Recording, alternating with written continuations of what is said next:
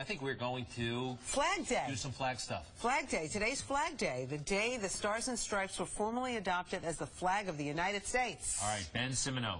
Be nice to Ben this time around. Ben, just teasing. Oh, Ben, my God. He's a golden boy. I'm telling you, he's got so much more clout around here. He's got a nice smile. All right. Ben, happy Flag Day. What's going on? Happy Flag Day to you, Greg and Rosanna. Before you go, one more Flag Day question for you. Which state was the first state to officially recognize Flag Day? The Tic Tacs and that kind of thing. Oh, Ben, I'm sorry. You talking to us? You asked. Yes, I'm talking to you guys. The first state to officially recognize Flag Day. Alaska. Hawaii. I'll give you a hint. It's where Betsy Ross is from. Boston. Idaho. Pennsylvania. All right. You got us We are again. Yes. Thanks, guys. We're outside Fox News Channel on 6th Avenue, where they are marking Flag Day, June 14th. I want to bring in Colonel Westmoreland, Mary Westmoreland here, U.S. Army retired. You started service in the Coast Guard. Thank you for your service. Then moved to the Army Reserves. What does Flag Day mean to you? It means everything to me. It reminds me of service to our country and our honor and the wonderful richness that we bring to this world. You know, a lot of Americans these days in 2013 might not stop and pause on Flag Day. Why do you think they should? Why should they remember and think about what the flag means? What we've done for the nation and for the world in this country, and the flag represents all of that.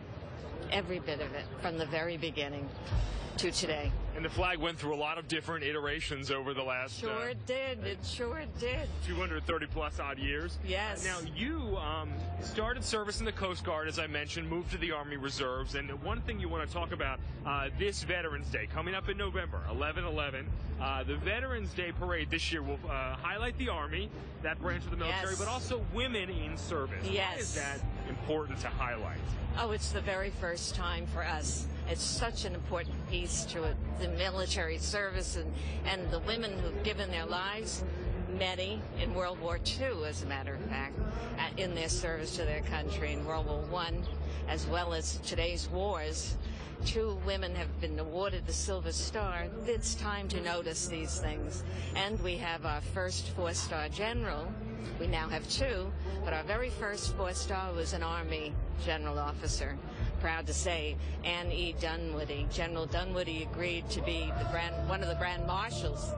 This is a very special occasion for us. And in New York, she graduated from SUNY Cortland. That's a nice thing. Well, I went to Ithaca College, and SUNY Cortland was our big rival, so I won't get into that. But anyway, you found yourself working at the Pentagon right after September 11th, and you were surrounded, you said, by a lot of men. Tell me about that. Well, I didn't notice at the time. I have to be quite frank. But it's part of the life. Yes.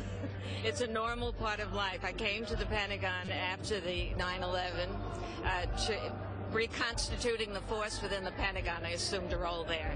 Surrounded by men, I don't think I was conscious of it. It all earned our keep and proven ourselves, and we all were on the same mission to take care of our nation.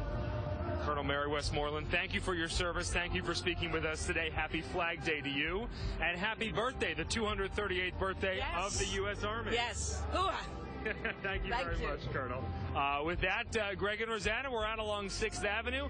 A lot of flags out here today. Let's go back to you guys. Ben, real quick question for the Colonel, actually. Colonel Westmoreland, any relation to General Westmoreland, former Army Chief of Staff? Colonel, Greg would like to know if there's any relation with General Westmoreland, the former Army Chief of Staff, between you and he. Well, it's between you and me and the nation. It's a relative of my husband by a bloodline, but not a close relative. Okay, yes. Very good. And I did not assume the name Westmoreland until mid-career. For many reasons, one of which was wanted to prove myself. Oh, very good. All right. Congratulations to you. Thank you, ma'am. There you go, Greg. So a distant relative. I was curious. General Westmoreland, a pretty big name in Vietnam history. Yes. All right, Ben, thank you so much. Good to see you. Well, today's